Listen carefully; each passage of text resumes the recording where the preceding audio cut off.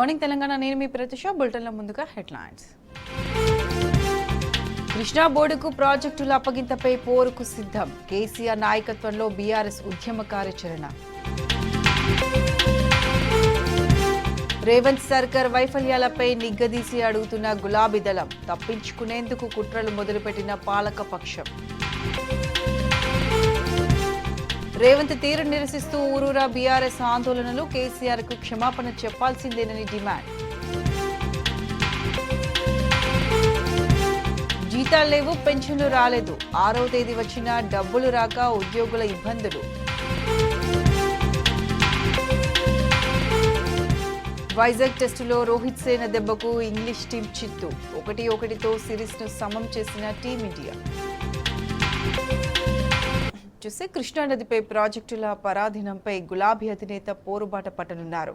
తెలంగాణ ప్రజల ప్రయోజనాలను కాంగ్రెస్ సర్కార్ దెబ్బతీయడంపై క్షేత్రస్థాయిలో ఉద్యమాన్ని మొదలుపెట్టనున్నారు.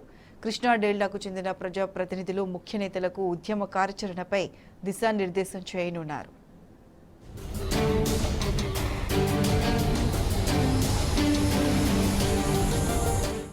కృష్ణా ప్రాజెక్టులను కృష్ణానది యాజమాన్య బోర్డుకు అప్పగించడాన్ని వ్యతిరేకిస్తూ బీఆర్ఎస్ పార్టీ భారీ ఉద్యమం చేపట్టబోతోంది.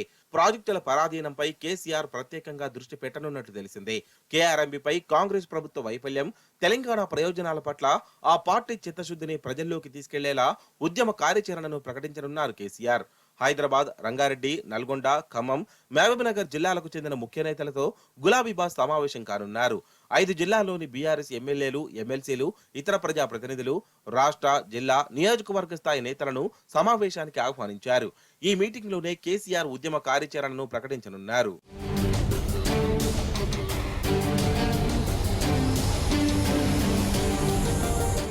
ప్రధానంగా కేఆర్ఎంబీకి ప్రాజెక్టులను అప్పగిస్తే తెలంగాణకు జరిగే నష్టాలను వివరిస్తారు కేసీఆర్. కాంగ్రెస్ ప్రభుత్వ నిర్ణయంతో హైదరాబాద్ నగరానికి తాగునీటికి, నల్గొండ జిల్లాలో ఫ్లోరైడ్ సమస్య తీర్చేందుకు ఇస్తున్న తాగునీటికి కూడా ఇబ్బంది అవుతుందని వివరించనున్నారు. ఈ నెల 2వ వారంలో నల్గొండ జిల్లాలో భారీ బహిరంగ సభను నిర్వహించనున్నారు. బహిరంగ సభకు పెద్ద ఎత్తున రైతులను తరలించేలా పార్టీ నాయకులకు సూచనలు చేయనున్నారు కేసీఆర్.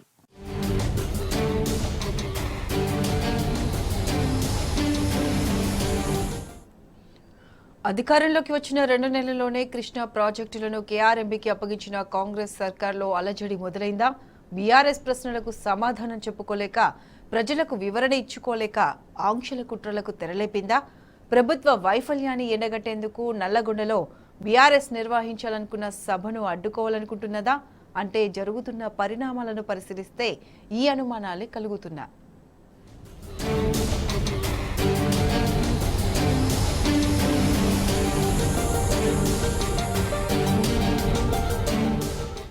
కృష్ణా ప్రాజెక్టులను కేంద్రానికి అప్పగించిన కాంగ్రెస్ సర్కారులో భయం మొదలైంది. రేవంత్ సర్కార్ వైఫల్యాలపై గులాబీ పార్టీ గట్టిగా నిలదీస్తుండటంతో డొంకతిరుగు వ్యవహారంతో తప్పించుకునే యత్నం చేస్తోంది. నల్గొండకు కేసీఆర్ వస్తే ప్రజలు రోడ్లపైనే ఆపేస్తారని, ఆ తర్వాత జరిగే పరిణామాలకు తమ ప్రభుత్వం బాధ్యత వహించదని మంత్రి కోమటిరెడ్డి వెంకటరెడ్డి నల్గొండలో హెచ్చరించారు. ఆయన హెచ్చరికల అనంతరం నల్గొండ జిల్లాలో 30A యాక్టును అమల్లోకి వచ్చినట్లు పోలీసు అధికారులు ప్రకటించారు. ఒకవేళ బీఆర్ఎస్ సభ నిర్వహిస్తే ఆ సభకు ఆర్టీసీ బస్సులు ఇవ్వొద్దని ప్రభుత్వం నుంచి మౌఖిక ఆదేశాలు వచ్చినట్లు చర్చ జరుగుతోంది.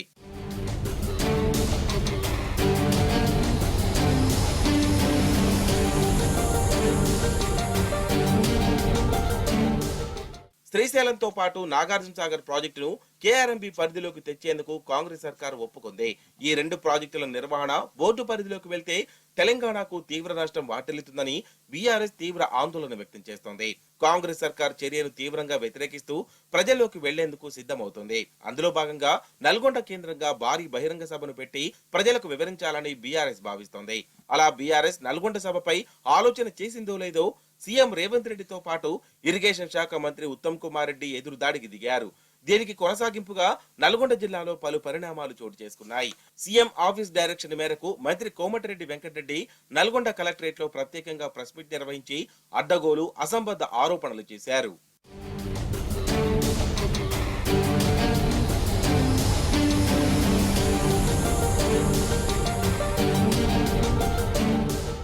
నల్గొండ జిల్లాలో నెల రోజుల పాటు 30A పోలీస్ యాక్ట్ 1861 ను అమలు చేస్తున్నట్లు పోలీసులు ప్రకటించారు. ఈ చట్టం ప్రకారం పోలీస్ అధికారుల ముందస్తు అనుమతి లేకుండా జిల్లా ప్రజలు, ప్రజాప్రతినిధులు బహిరంగ సభలు, సమావేశాలు, ర్యాలీలు, ధర్నాలు, రాస్తారోకో వంటి కార్యక్రమాలను నిర్వహించకూడదని స్పష్టం చేశారు. శాంతి భద్రతలకు విఘాతం కల్పించేలా ఎలాంటి కార్యక్రమాలను నిర్వహించకూడదని పేర్కొన్నారు. ఇలాంటి చట్టం గతంలో జిల్లాలో ప్రత్యేక సందర్భాల్లో మినహా సాధారణ సమయంలో అమలు చేయలేదు. ప్రస్తుతం జిల్లా పరిధిలో సమస్యాత్మక పరిణామాలు ఏమీ లేకపోయినా ఈ యాక్టును అమల్లోకి తేవడం చర్చనీయాంశంగా మారింది. త్వరలో కృష్ణా జలాలపై బీఆర్ఎస్ తలపెట్టిన బహిరంగ సభ నేపథ్యంలో ఈ యాక్ట్ అమలును ప్రకటించారా అనే సందేహాలు వ్యక్తమవుతున్నాయి. ఇదే విషయమై ఎస్పీ చందనా దీప్తి స్పందిస్తూ ముందస్తు అనుమతి లేకుండా ఎటువంటి కార్యక్రమాలు నిర్వహించకూడదన్నదే ఈ యాక్ట్ ఉద్దేశమని చెప్పారు. సాధారణంగా ప్రతి నెల అమలు చేసే యాక్టేనని పేర్కొన్నారు. ఇందులో ప్రత్యేకత ఏమీ లేదంటూ వివరణ ఇచ్చారు.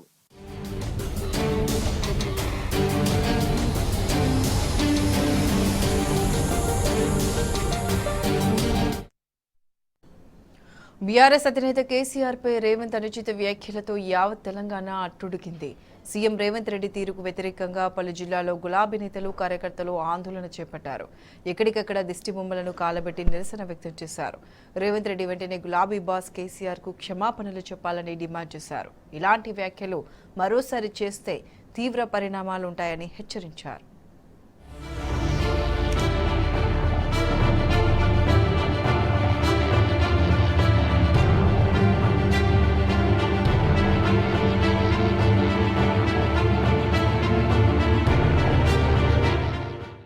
బీఆర్ఎస్ అధినేత కేసీఆర్ పై సీఎం రేవంత్ రెడ్డి చేసిన వ్యాఖ్యలతో రాష్ట్రం భగ్గుమంది.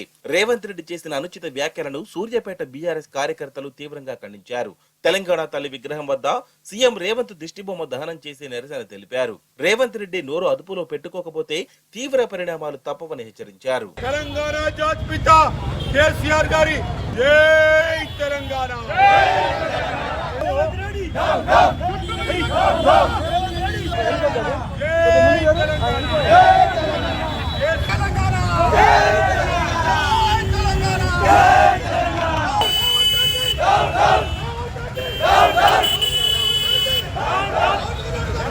రేవంత్ రెడ్డి వ్యాఖ్యలకు నిరసనగా సిరిసిల్లలో బీఆర్ఎస్ కార్యకర్తలు పెద్ద ఎత్తున ఆందోళన చేపట్టారు. తెలంగాణ తొలి ముఖ్యమంత్రి బీఆర్ఎస్ అధినేత కేసీఆర్ కు రేవంత్ రెడ్డి వెంటనే క్షమాపణ చెప్పాలని డిమాండ్ చేశారు.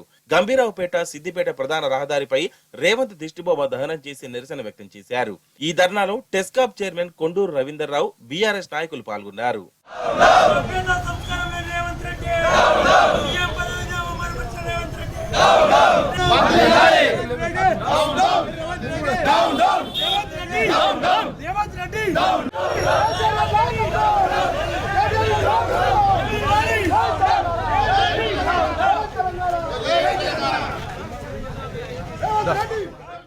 రేవంత్ తీరుపై ఆదిలాబాద్ జిల్లా బీఆర్ఎస్ కార్యకర్తలు మండిపడ్డారు.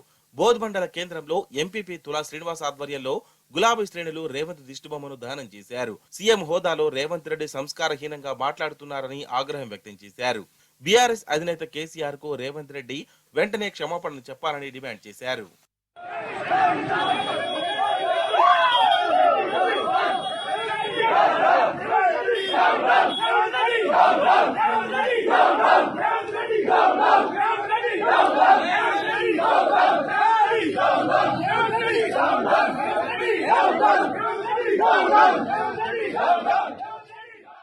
ఆదిలాబాద్ జిల్లా బోధ్ బీఆర్ఎస్ క్యాడర్ నిరసనలు మిన్నెంటాయి. సీఎం రేవంత్ రెడ్డి వ్యాఖ్యలను తీవ్రంగా ఖండించిన నేతలు వెంటనే కేసీఆర్ కు క్షమాపణ చెప్పాలని డిమాండ్ చేశారు. రేవంత్ రెడ్డి దిష్టిబొమ్మ దహనం చేసి నిరసన వ్యక్తం చేశారు.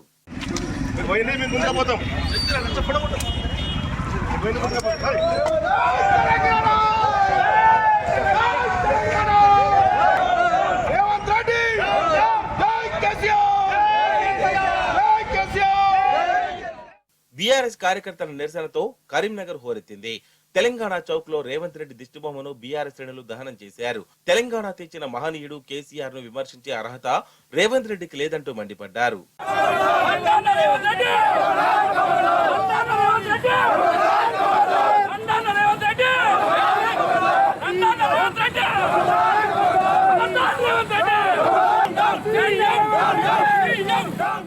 డౌన్ డౌన్ రేవంత్ రెడ్డి నినాదాలతో నల్గొండ జిల్లా మిర్యాలగూడ దద్దరిల్లింది. సీఎం రేవంత్ రెడ్డి తీరుకు నిరసనగా మిర్యాలగూడ, నందిపాడులో గులాబీ శ్రేణులు ఆందోళన చేపట్టారు. రేవంత్ వ్యాఖ్యలను మాజీ ఎమ్మెల్యే నల్లమోతు భాస్కర్రావు తీవ్రంగా ఖండించారు. కేసీఆర్ కు రేవంత్ రెడ్డి వెంటనే క్షమాపణ చెప్పకపోతే తీవ్ర పరిణామాలు ఉంటాయని హెచ్చరించారు. గులాబీ బాస్ కేసీఆర్ పై రేవంత్ వ్యాఖ్యలను నిరసిస్తూ మేడ్చల్ మల్కాజ్గిరి జిల్లా కుత్బుల్లాపూర్ లోని షాపూర్ నగర్ చౌరస్తాలో బీఆర్ శ్రేణులు ఆందోళనకు దిగారు. సీఎం రేవంత్ రెడ్డి దిష్టిబొమ్మను దానం చేసి నిరసన వ్యక్తం చేశారు.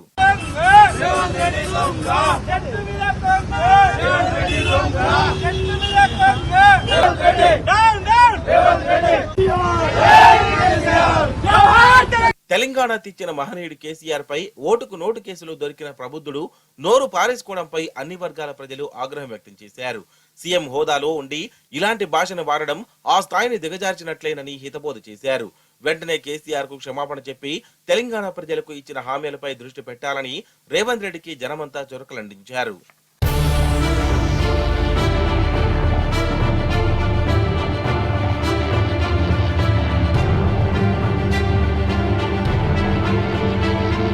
న్యూస్ సీఎం రేవంత్ రెడ్డి అసత్యాలు, అబద్ధపు ప్రచారాలకు మాజీ మంత్రి హరీష్ రావు గట్టిగా కౌంటర్ ఇచ్చారు. కృష్ణా ప్రాజెక్టులపై ఆధారాలతో సహా కాంగ్రెస్ కు సమాధానం ఇచ్చారు. బీఆర్ఎస్ అధినేత, తెలంగాణ తొలి ముఖ్యమంత్రి కేసీఆర్ పై రేవంత్ వ్యాఖ్యలతో ఆయన సంస్కారం బయటపడిందని దుయ్యబట్టారు. కేఆర్ఎంబీకి రేవంత్ సర్కార్ నెల రోజుల్లోనే ప్రాజెక్టులను కట్టబెట్టిందని ఆగ్రహం వ్యక్తం చేశారు. రాష్ట్ర ప్రయోజనాలపై ఏమాత్రం సోయలేని రేవంత్ రెడ్డి రైతులకు, రాష్ట్ర ప్రజలకు తీరని ద్రోహం చేశారని మండిపడ్డారు. రాష్ట్ర ప్రయోజనాల కోసం త్యాగాలు చేసిన చరిత్ర తమదైతే పదవుల కోసం పెదవులు మూసుకున్న చరిత్ర రేవంత్ రెడ్డిదని హరీష్ రావు విమర్శించారు. రేవంత్ రెడ్డి గారి ప్రెస్ కాన్ఫరెన్స్ మితిమీరిన అహంకారం, అబద్ధాలు, అర్ధసత్యాలు, సంస్కారం లేనటువంటి భాష, వికారమైనటువంటి ధోరణి, వితండవాదం తప్ప ఇంకేం కనిపించలేదు. ఒక రాష్ట్ర ముఖ్యమంత్రి ఈ రకంగా మాట్లాడతారా అని చెప్పి అసహించుకున్నటువంటి పరిస్థితి ఉన్నది. ప్రాజెక్టుల విషయంలో ఎవరెన్ని మాటలు చెప్పినా 10 ఏళ్లలో కేసీఆర్ గారి ప్రభుత్వం కేఆర్ఎంబీకి ప్రాజెక్టులు అప్పచెప్పలేదు. కానీ వచ్చిన 2 నెలల్లోనే మీరు అవగాహన రైత్యంతో, తొందరపాటుతో మీరు ఇలా మన తెలంగాణ ప్రాజెక్టులను ఢిల్లీ చేతిలో పెట్టి అడుక్క తినే పరిస్థితి తెచ్చినారు. మీరు is it not your failure?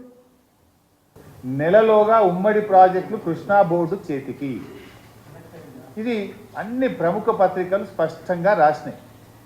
ఒకవేళ మీరు ప్రాజెక్టులు అప్పచెప్పింది నిజం కాకపోతే వెంటనే రాష్ట్ర ప్రభుత్వం స్పందించి 2వ రోజు రిజైండర్ ఇవ్వాలన్నా వద్దా, ఖండించాలన్నా వద్దా? 17వ తేదీ మీటింగ్ జరిగింది, మినిట్స్ స్పష్టంగా వచ్చినాయి. దెన్ 19వ తేదీ నాడు నేను ప్రెస్ మీట్ పెట్టి ఇది ఇంత అన్యాయం జరుగుతూ ఉంటే మీరు ఏం చేస్తున్నారు అని చెప్పి నేను గట్టిగా రాష్ట్ర ప్రభుత్వాన్ని నిలదీయడం జరిగింది. అప్పుడు తేరుకున్నటువంటి ప్రభుత్వం లోలో ఈ మినిట్స్ అంతా తప్పు, మేము ఒక ఉత్తరం రాస్తున్నాం ఢిల్లీకి అని చెప్పి నేను ప్రెస్ మీట్ పెట్టినాక స్పందించి లేలే ఈ మినిట్స్లో తప్పు వచ్చింది, మేము ఒప్పుకోలేదు అని చెప్పి ఢిల్లీకి ఉత్తరం రాసిండు. ఎప్పుడు రాసిండు? నేను ప్రెస్ మీట్ పెట్టిన ఈ ప్రభుత్వాన్ని కడిగితే ఆ రోజు వీళ్ళు మేలుకున్నటువంటి పరిస్థితి. ఫస్ట్ ఆఫ్ ఆల్ అప్పచెప్పలేదు. ఆయన ఇంకో అబద్ధం ఏం మాట్లాడిండు? కేసీఆర్ఏ స్వయంగా సంతకం పెట్టాడు. ఈ మినిట్స్లో ఎవరెవరు మీటింగ్ అటెండ్ అయినో కూడా ఉంటుంది బై సార్ లాస్ట్ పేజ్లో. ఇందులో పేజ్ నంబర్ 21 ఇది list of the participants of the 17th meeting of Krishna river management board held on 10th May 2023. KCR మీటింగ్కే పోలే. మీటింగ్లో ఎవరు పాల్గొన్నారో ఇందులో ఉన్నది. ఈ ముఖ్యమంత్రి కేసీఆర్ఏ సంతకం పెట్టిండని పచ్చాబద్దాలు మాట్లాడితే ఇంతకంటే జూటాకోరు ముఖ్యమంత్రి ఇంకోళ్ళు ఉంటారా? అబద్ధాలు ఆడడానికి కూడా హద్దు పద్దు ఉంటుందండి. ఇట్లనే అబద్ధాలు ఆడేది. ఆ రోజు తెలంగాణ ప్రజల ప్రయోజనాల కోసం మేము జూలై 4, 2005 మేము రాజీనామా చేసినాం. పోతిరెడ్డిపాటి జీవో ఎప్పుడు వచ్చింది బాయ్ సాబ్? 13 సెప్టెంబర్ 2005. జూలై అంటే జూలై, ఆగస్ట్, సెప్టెంబర్. మేము రాజీనామా చేసిన 3 నెలల తర్వాత పోతిరెడ్డిపాటి జీవో వచ్చింది. నేను ఏమన్నారు రేవంత్ రెడ్డి గారు? పోతిరెడ్డిపాడు పొక్కగొట్టేటప్పుడు హరీష్ రావు, నాయన నరసింహారెడ్డి మంత్రులుగా ఉన్నారు అన్నాడు. నేను పాప ఆయనకు ఆ స్క్రిప్ట్ రైటర్లు, డైలాగ్ రైటర్లు సరిగా లేనట్టున్నారు. కొంచెం బ్యాక్ ఆఫీస్ సరి చేసుకోవాలి. ఆయన ఏమవుతుంది ఇప్పుడు? ఆయన విలువ తగ్గుద్దా, నా విలువ తగ్గుద్దా? ప్రజలు ఏమనుకోవాలి రేపు? ఇంత పచ్చి అబద్ధాలు మాట్లాడొచ్చునా? మేము అప్పటికే 3 నెలల ముందే మా మంత్రి పదవులను తెలంగాణ ప్రజల కోసం, తెలంగాణ ఉద్యమం కోసం ఏడాది కాలంలోనే పదవులు వదులుకున్న చరిత్ర మాది. పదవుల కోసం పెదవులు మూసుకున్నది, పదవుల కోసం పార్టీలు మారిన చరిత్ర నీకు, నీ మంత్రివర్గ సభ్యులకు ఉన్నది, మాకు లేదు. నువ్వు మమ్మల్ని మాట్లాడినప్పుడు డెఫినెట్గా మేము సమాధానం చెప్పాలి కదా. ఇప్పుడు ఎవడు పెదవులు మూసుకున్నాడు? పదవుల కోసం అమ్ముడు పోయినోడేవాడు, పదవుల కోసం పార్టీలు మారినోడేవాడు, ప్రజల కోసం త్యాగాలు చేసినోడేవాడు? అర్థమవుతలేదా ప్రజలకు? అసలు విభజన బిల్లు రూపొందించింది ఎవరు పైసా? ఆనాడు అధికారంలో ఉన్న కాంగ్రెస్ పార్టీ. విభజన బిల్లును ప్రధానంగా జయరాం రమేష్ గారు, చిదంబరం గారు, దిగ్విజయ్ సింగ్ గారు, ప్రణబ్ ముఖర్జీ గారు వారి పర్యవేక్షణలో ఆ రోజు ఏపీ రీఆర్గనైజేషన్ యాక్ట్ బిల్లు రూపొందించబడ్డది. కోర్స్ ఇది రేవంత్ రెడ్డి గారికి తెలిసే అవకాశం లేదు. ఎందుకంటే ఆయన అప్పుడు తెలంగాణ ఉద్యమంలో లేడు, అంతకంటే కాంగ్రెస్ పార్టీలో లేడు. ఆయన అప్పుడు తెలంగాణ రాష్ట్ర ఏర్పాటును వ్యతిరేకిస్తూ రెండు కళ్ళ సిద్ధాంతంతో చంద్రబాబు నాయుడు గారు ఢిల్లీలో ఆమరణ నిరాహార దీక్ష చేస్తే ఆమరణ నిరాహార దీక్ష శిబిరంలో ఉన్నాడు రేవంత్ రెడ్డి గారు. అందువల్ల ఆయనకు ఈ బిల్లు ఎవరు తయారు చేసిండ్రు, ఈ బిల్లును ఎవరు ప్రవేశపెట్టిండ్రు అనేది ఆయనకు తెలిసే అవకాశం లేదు. కానీ కనీసం మాట్లాడేటప్పుడు తెలుసుకోవాలి కదా బైసా. ఇప్పుడు ఇదే వెలుగు దినపత్రికలో ఒక మాట రాశారు, ఉద్యమాలు చేస్తే చెప్పుతో కొట్టండి. ఏమన్నారు? ఉద్యమాలని ముందుకు వస్తే జనం చెప్పులతో కొట్టాలి. ఇప్పుడు ఎవరిని కొట్టాలి చెప్పులతో అని చెప్పిగా? ప్రాజెక్టులు ఇచ్చింది ఎవరు? వీడియో సాక్షి చూపించినాయి కదా. ప్రాజెక్టులు ఇవాళ కేఆర్ఎంబీకి అప్పచెప్పే ప్రయత్నం ఎవరు చేసిండ్రు? మినిట్స్ ఆఫ్ ద మీటింగ్ ఏం చెప్తుంది? మీటింగ్ అయిన తర్వాత ఈఎన్సీలు బయటకు వచ్చి ఏం చెప్పిండ్రు? ఇప్పుడు ఎవరిని జనం చెప్పుతో కొట్టాలి? రేవంత్ రెడ్డి గారు మాకు మాట్లాడరాదా? కానీ మాకు సంస్కారం ఉంది. స్టిల్ మేము సంస్కారంగానే మాట్లాడాలనుకుంటున్నాం. మీరు సంస్కారం తప్పినా, మీరు నోరు జారినా, మీరు మమ్మల్ని రెచ్చగొట్టినా మేము రెచ్చగొట్టుకోదలుచుకోలేదు. కనీసం అసెంబ్లీ కన్నా మంచిగా ప్రిపేర్ అయ్యి రండి, మేము కూడా ప్రిపేర్ అయ్యి వస్తాం. అసెంబ్లీ వేదికగా ఎవరు మంచో ఎవరు చెడో, ఏది నిజమో ఏది అబద్ధమో అసెంబ్లీ సాక్షిగా మాట్లాడుకుందాం. బాగా ప్రిపేర్ అయ్యి రండి, మీ స్క్రిప్ట్ రైటర్లను మార్చుకోండి. మంచిగా ప్రిపేర్ అయ్యి వస్తే మేము కూడా ప్రిపేర్ అయ్యి వస్తాం. మీరు ఏ డేట్ పెడతారో పెట్టండి. అన్ని రకాల చర్చలకు ఎన్ని గంటలైనా మాట్లాడడానికి మేము సిద్ధం. కానీ ఒకటే విషయం, పోయినసారి ఏమైంది మీరు చూసింది బైసాబ్, ఇట్లే డైలాగులు కొట్టారు. అసెంబ్లీలో ఎంతైనా మాట్లాడదామన్నారు, మా మైక్ వేయాలి, మీరు చూడలేదా? లాస్ట్కు స్పీకర్కి నేను దండం పెట్టాల్సిన పరిస్థితి వచ్చింది.